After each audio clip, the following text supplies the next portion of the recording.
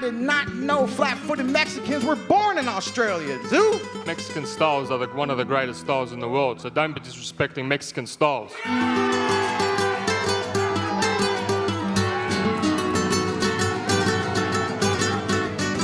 T-Mobile Arena, Las Vegas, USA will be the venue and stage for the showdown between WBO Super Welterweight champ Tszyu and former welterweight unified champion Keith Thurman. It all goes down on the 30th of March.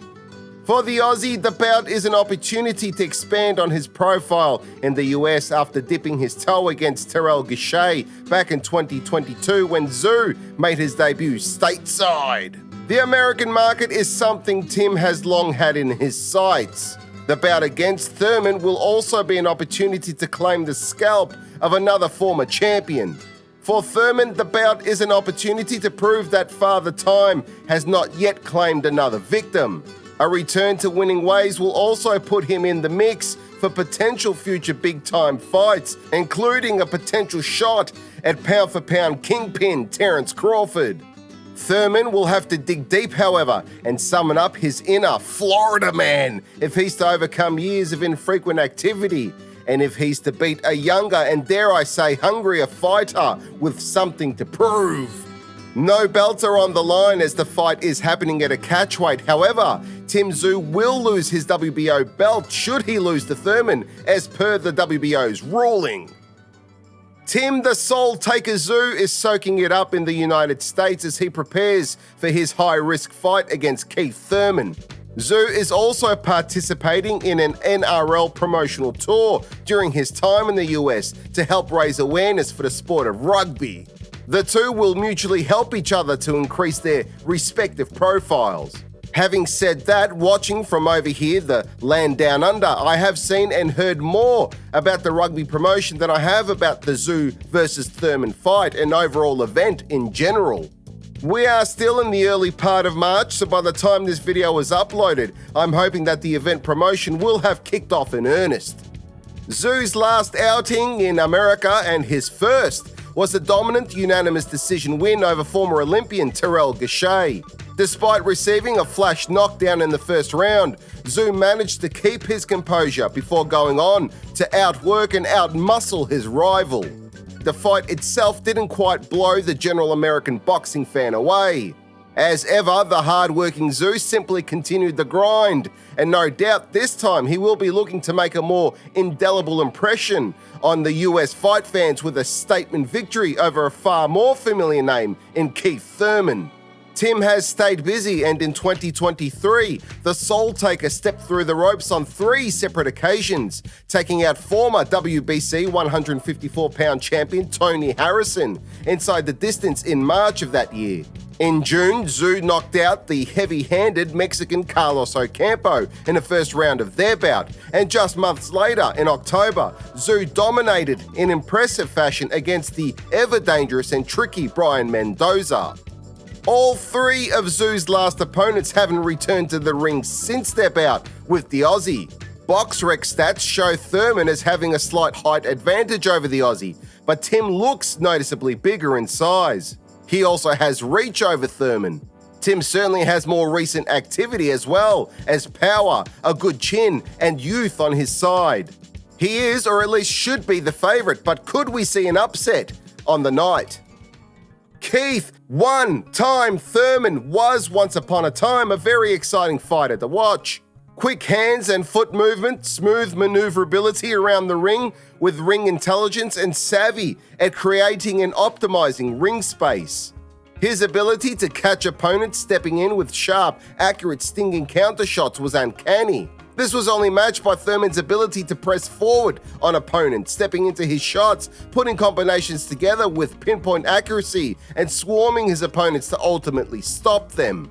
22 of Thurman's victories concluded this way, either through knockout or forcing a retirement. Since making his pro debut in 2007, Thurman dominated his opponents, but it wasn't until much later in his career that he proved himself against an elevated standard of fighter. Fighters like, to some extent, Carlos Quintana, or even better, Robert Guerrero, Sean Porter, or Danny Garcia. However, sometime between the Porter fight and his fight with Garcia, Thurman met his future wife and fell in love. And it's about this time that we saw Thurman withdraw further and further from boxing. It was love and an elbow injury followed by subsequent surgery that kept Thurman out of boxing from 2017 to 2019, when he made his return to the ring and where he would also make a fourth successful title defense of his WBA Super Welterweight belt. A belt he held on to despite being out of the ring for almost 2 years. One thing, one time never lost, was his trash talk. However, that came back to bite him later that year against 96-year-old Manny Pacquiao.